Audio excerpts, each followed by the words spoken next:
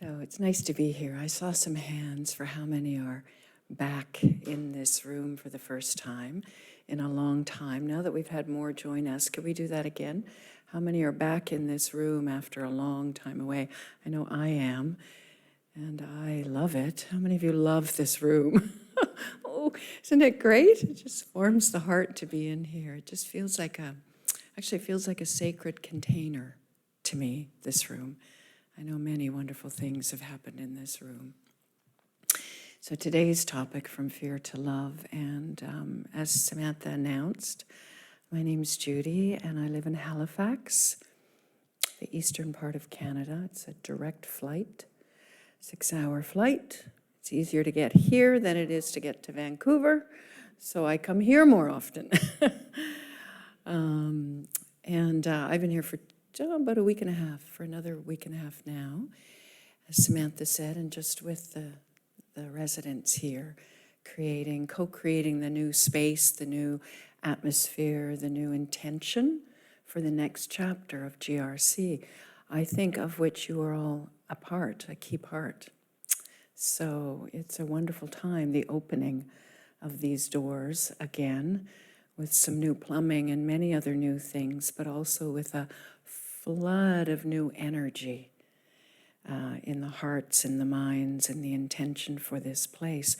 Because when something's been open for 25 years, and it closes for a short time, it's the opportunity to rethink, right? So it's not starting again, and it's not starting fresh, because there's history and a beautiful foundation, but it is thinking carefully about what do we want our next chapter to be. And so I'm here to support that process. And it's the work I do for a living anyways. So it fits nicely to be here with the people I love most in the world, these other BK students around the world, and having these conversations. So this Fear to Love thing came up right at the start of February, which, how many days away until Valentine's Day, the month of love. And the topic actually came up in Halifax. So I'm responsible for coordinating the whole Atlantic region of Canada. So there's 4 different provinces and a number of centers and a bunch of people there. And amongst us, we were all feeling after COVID and after kind of the, trying time that had been for many and still is, that this fear was kind of omnipresent. And I don't know about here in the UK, because I really haven't been outside these doors very much, except down the lane.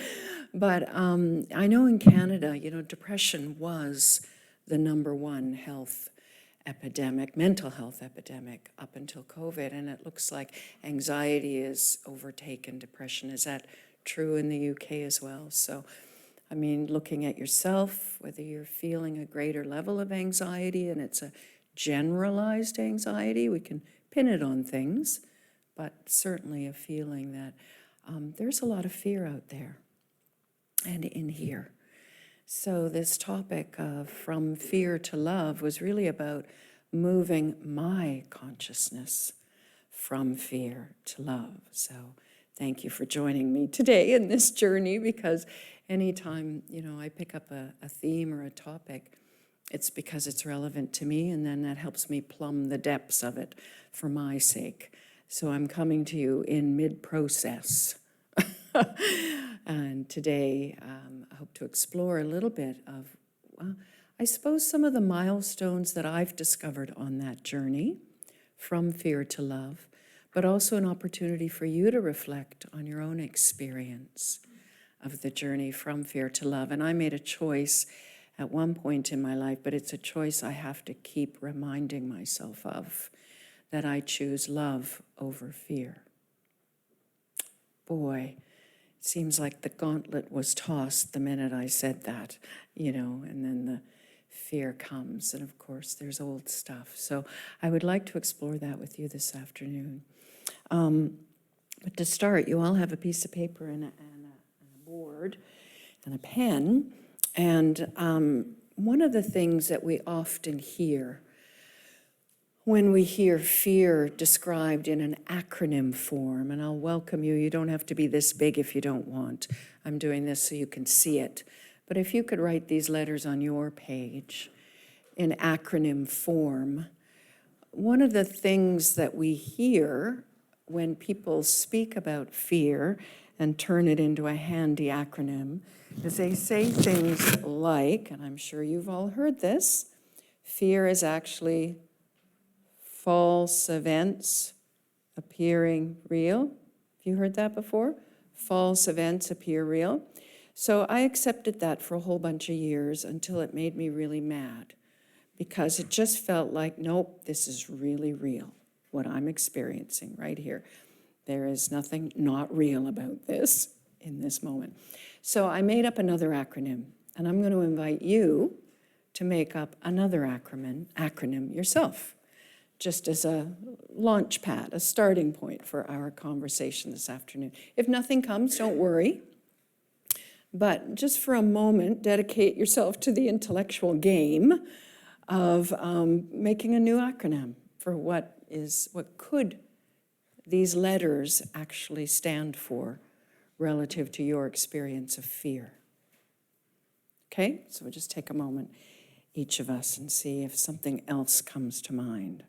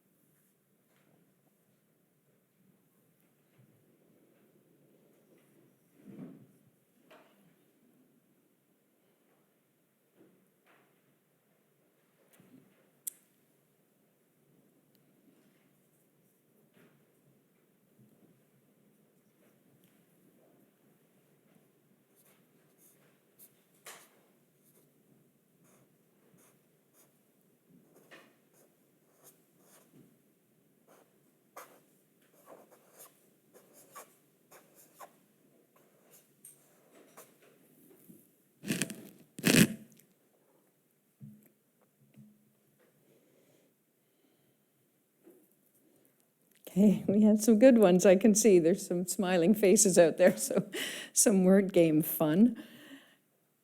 Don't worry if nothing comes. I've had a little more time to think about this than you, but if something does come, then let's hear it. Go ahead, tell us. You had a good laugh. Oh, gosh. I had future enthusiasm allows rebirth.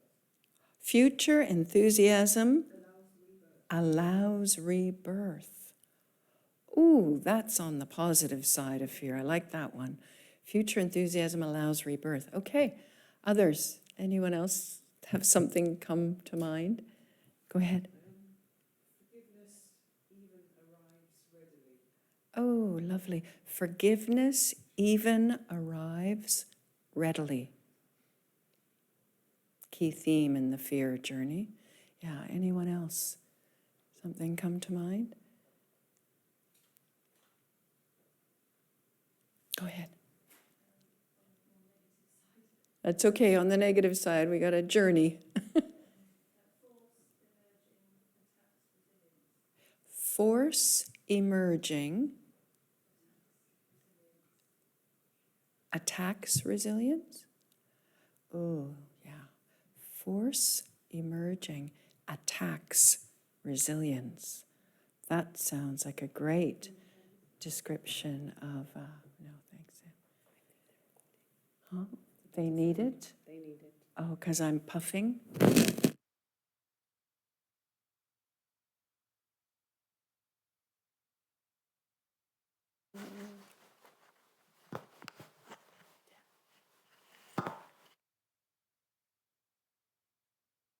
That's not looking very good, is it? I've got the right method, do I, though, Sam? Is it the right method? Is it above your head? Oh, it's above your- Like a headband. Like a spectacle. How's that? Is that going to work? Yeah. Have I messed my hairdo? No. Thank you. Thank you, Chandan. That's great. Okay, anyone else have one?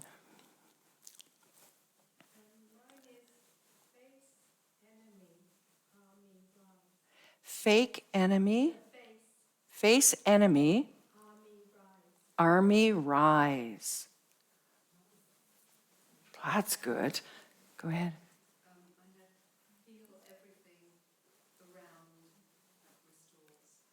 Feel everything around and resolve.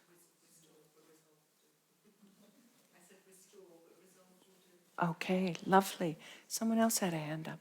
Go ahead. On the negative, fine, yeah. Oh, fear equals anxiety returning. That's a good one. Okay, we had over here and then over there. Forgive extremes and relax. Lovely.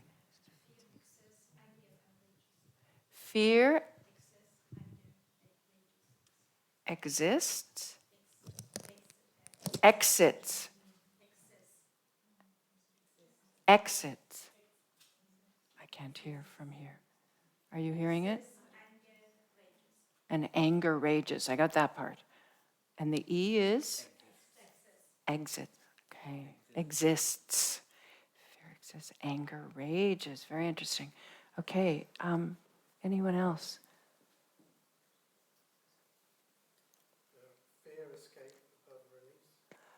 Fear escape above release. That's good. That's good. All right. And mine was fierce expression of ancient realities. Just playing. I like a lot of yours better.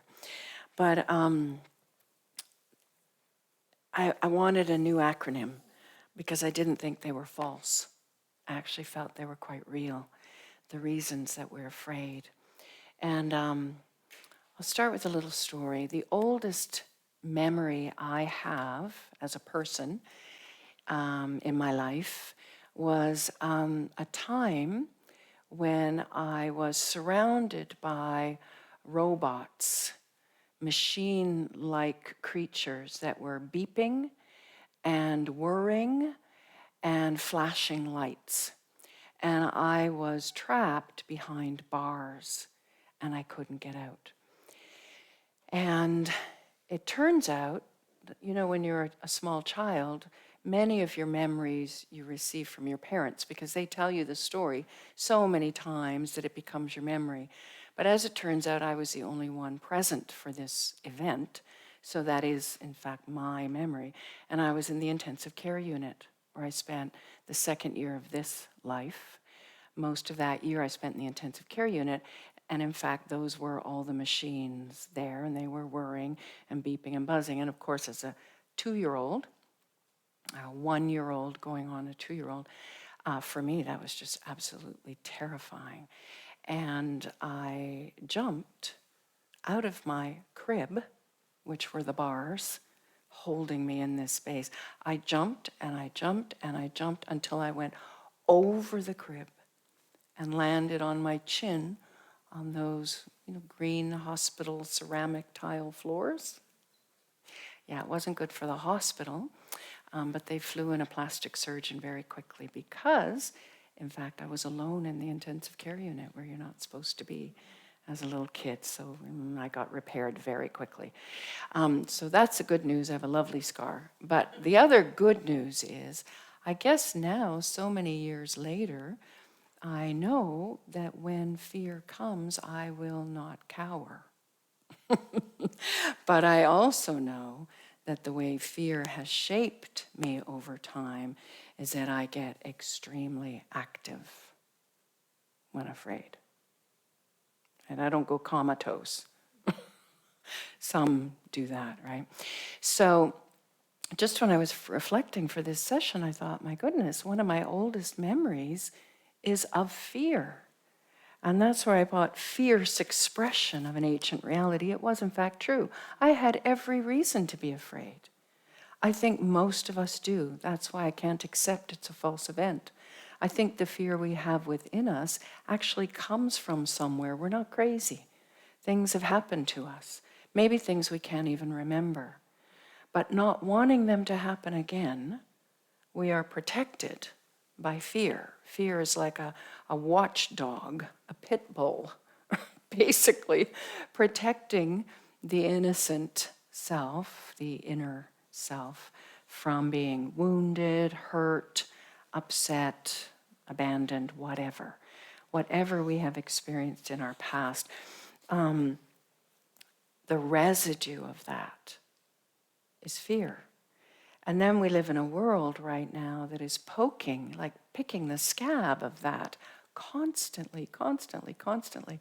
So we add more on top of it. But underneath, there's a real reason why we have fear. Even if we had an idyllic childhood, something may have happened. It could have happened later. And it doesn't have to be the big T trauma. It can be the small pains, small wounds, but it can also include big T trauma, things that have happened that are buried so deep in the closet of my subconscious that I cannot, will not allow myself to feel it again. Therefore, fear is my pit bull watchdog. Always there, always present. So I started giving some thought to how has fear shaped me? And how does fear hide inside of my behaviors? How have the behaviors that I have now as an adult, over 60 adult, how do my behaviors now, especially the ones that I want to get rid of or change, those habits that get me in trouble or habits that I find less lovely about myself and my own behavior, how have they been shaped by fear? And how have they become a habitual reaction driven by fear? And I started investigating, and I found many of my behaviors. I especially noticed when I had children how much the only time I ever got angry with the children was when I was afraid. When I thought something might happen to them. And then all of a sudden I'm the mom screaming at them. And I realized, anger is very often a habitual reaction to fear. For me, maybe for some of you. But that was the investigation I began, is what are the habitual reactions? Another one for me is any kind of controlling behavior, the super planner. If we can anticipate well in advance all the things that are going to happen and dot our I's, cross our T's, put everything in place, it will be fine. I think of this behavioral pattern in me a little bit like that little Dutch boy with his finger in the dam. If we could just keep everything, it will be fine, But once we pull it out, who knows what will happen. So I don't know about yourselves, but I discovered that fear has shaped me incredibly, actually. It shaped a lot of my behaviors, my patterns, those reactions that I'd rather not have, because they create a temporary sense of security, but then they always make me feel worse after. And typically they make me feel more fearful, because anytime I'm reacting in a negative way, I know at some point that will come back. So especially when you understand how karma works, anything put out, you're going to get it back. So then now I'm anticipating, with fear that I'm going to get something back. So that all just adds up to the pile up of inner reasons why I'm afraid and living with fear. So does any of this sound familiar to any of you?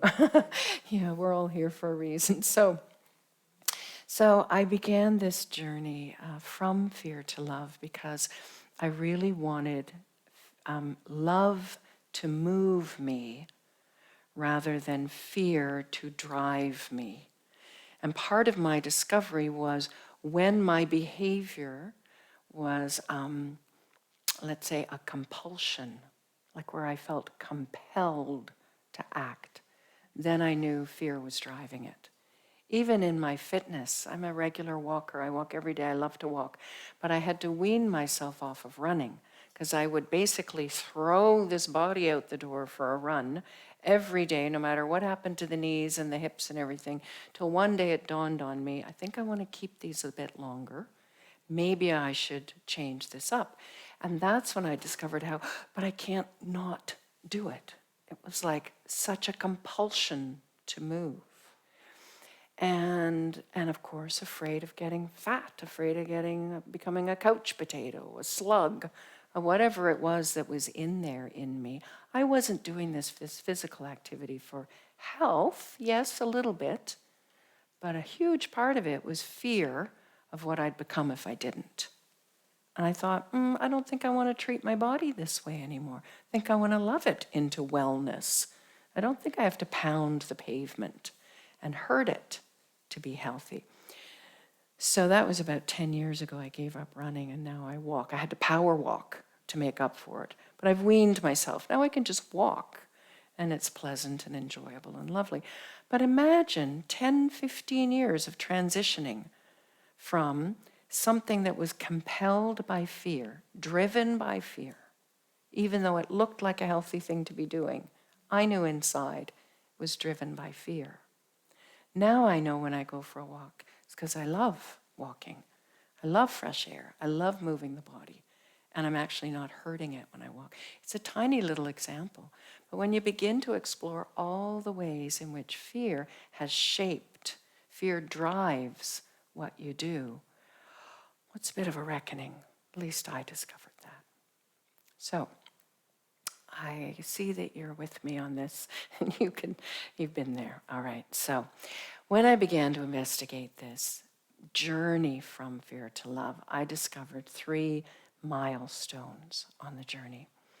And that first one was discovering the ways in which fear has infiltrated my being, infiltrated the soul, wrapped itself around me, my inner world, in such a way that it influenced everything I did. So that was milestone number 1, because I know there was a point in my life where I didn't even realize it was fear at the root of all of it. I thought, I get angry sometimes. I thought I must get rid of anger. But when I discovered at the root of it, it was fear, very different response to self, much more compassionate, right? So the first milestone, and we began this conversation in Halifax before I came here. I'm going to give you a handout because what we decided to do was create 14 steps on our journey from fear to love. And so we as a group sat and talked about our journey. And what came out of that conversation was that many people in our group had never even considered that fear was at the root of many of their reactions. So that's when it became clear to me that the first milestone is becoming aware of that. And that can be a lifetime thing. I mean, I'm certainly not finished in this area. Huge milestone, though, to even consider the fact that it's fear that's driving those behaviors you're not happy with, or even the behaviors that in some way hurt you or others. Second milestone that I discovered was, and I love, who had enthusiasm? You had enthusiasm. The second milestone for me was choosing an alternative. And the enthusiasm there was very much around, I could actually see that love was a more powerful force than fear. And I was so enthusiastic to become more loveful than fearful. So there is an engine of enthusiasm driving this turning point, which I consider milestone number 2, is making a choice for another way. In this choice, a whole bunch of courage, a whole bunch of determination, a whole bunch of willingness to face fear and not back down from it, not cower, not run away, not spin off into habitual patterns and reactions. So you're going to get this handout, and there's about 6 steps for the middle milestone. Facing fear, courage, determination, enthusiasm. And the last milestone, the third one, was love rules. That I'm generating enough love in myself that over time it becomes so much easier for me to choose love over fear, even when I'm caught in a habitual reaction. There's enough love in me that I'm able to say, oh, no, I'm not going there, and a loveful response. So I'm going to say about 3 or 4 more things, and then you're going to explore this a little bit on your own, these 3 milestones. But a little bit about the turning point from that middle phase, which is a really key milestone on the journey for me. And that middle phase, I've been with the Brahma Kumaris studying every day now for 25 years. I've pretty much dedicated myself to this Raj Yoga study. I'm a regular active student in the center in Halifax and around the world. And so I have known for a very long time, I get it, I'm a soul, not a body. I've heard it 1,000 times. I've said it at least as many times. And yet, what does that really feel like? And there was a turning point for me when I actually realized that the feelings I had about myself as a being of light, as a being of eternal energy, the feelings I had towards myself shifted to very kind of generous, compassionate, kind, caring feelings towards myself. In other words, I actually became soul conscious, and I turned that kind of eye on myself. I had been practicing soul consciousness for probably 15 years. This happened about 10 years ago. I had a breakthrough moment where somebody asked me to do this little exercise where you look at yourself as a baby and you hold yourself in your arms. And I was looking at this little infant, and, with a lot of love. And I thought, this is really hokey, and I did it. And I was saying, this is really good. And all of a sudden, a moment occurred for me where I had this wave of love for myself. And I'd never had that before. I had practiced being a point of light behind the eyes.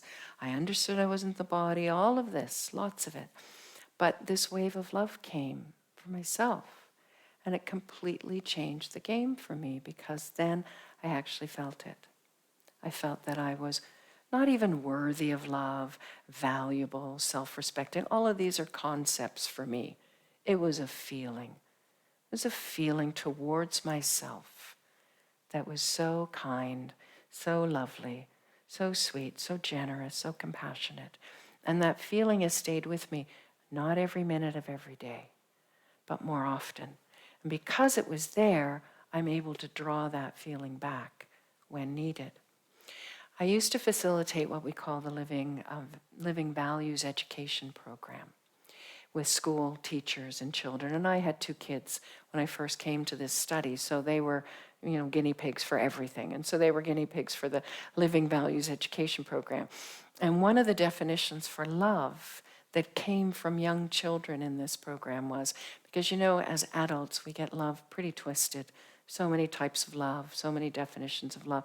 Is it this kind of love? Is it that kind of love? It's like, it's just love. It's just love. Let's just go with love.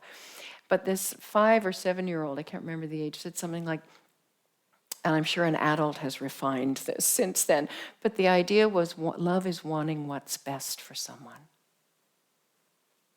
So simple. Wanting what's best for someone. And in this case, for me. And then for others. Wanting what's best. So feelings of generosity of spirit. Feelings of kindness, care, compassion. Wanting what's best. Is the love that I want to guide everything that I do. Because then life is just so much nicer. And what comes back to me, of course, is so much nicer. Of course, I don't do that all the time, but I do it more often.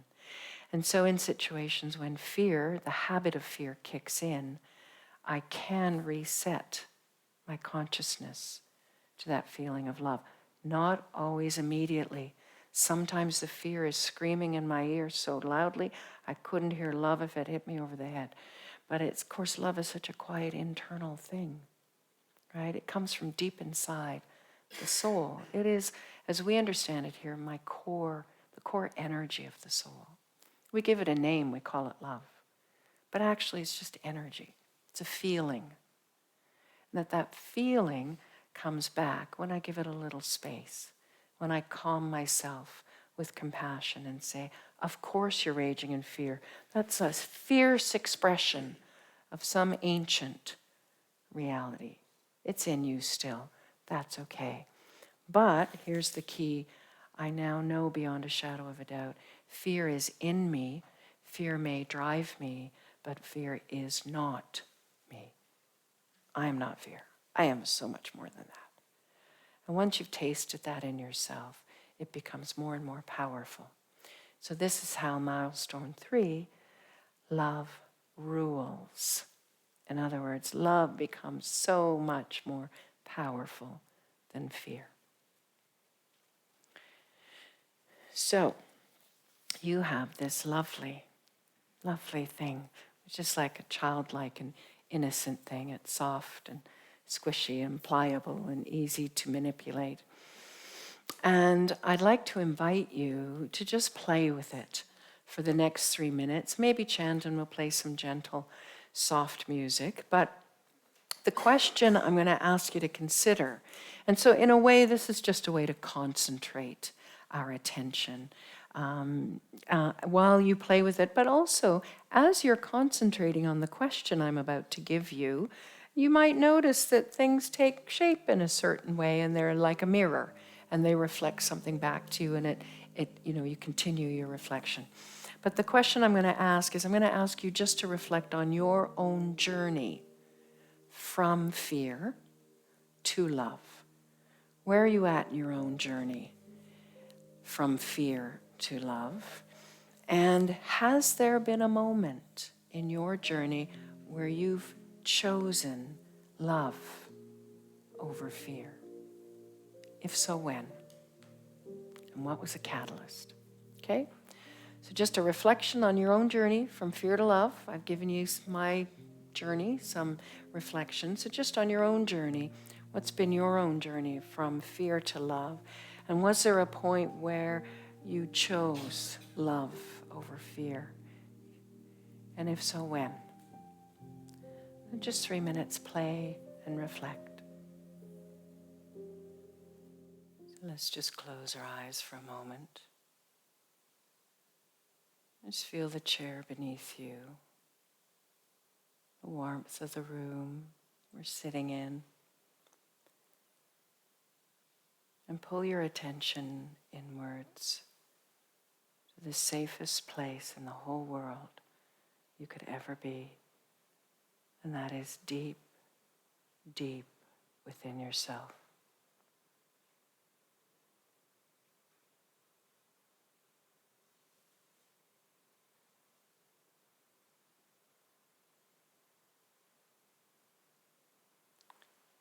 So silent inside your mind.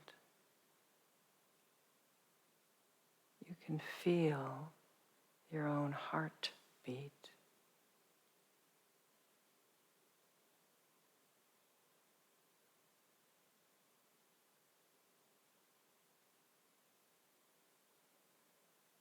Concentrated inward like this. You are with yourself.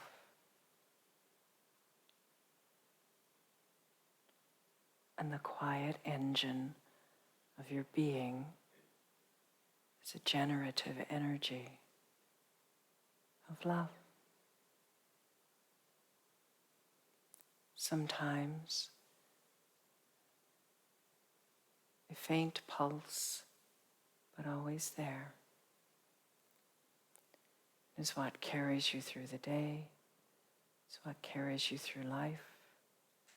The steady beat of this pulse of love inside of you.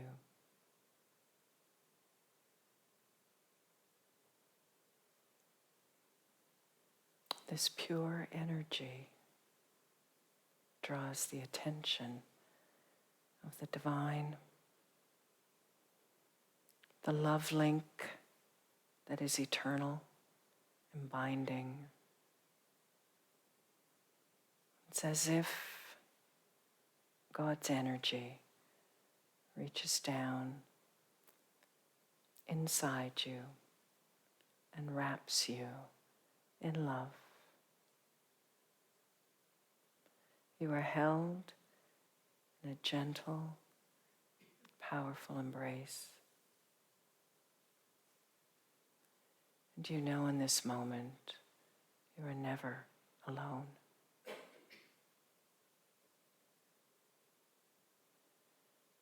You also know in this moment that love is the greatest power. You feel the love inside of you amplify with God's presence. And this love gives you the courage, gives you the strength, gives you the enthusiasm and determination to rise above whatever fear may bring.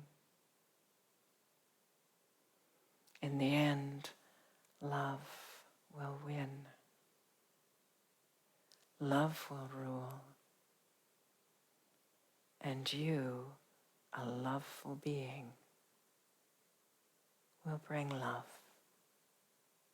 to yourself,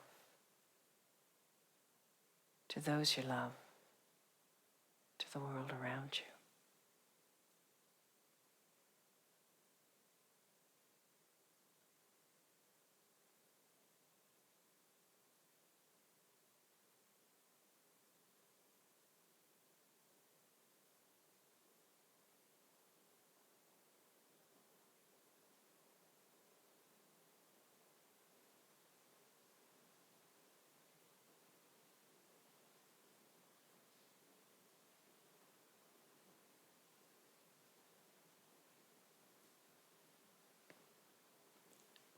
Om Shanti. Shanti. Thank you for being here this afternoon. Before you leave, I would like to tell you about this handout Sam has at the back.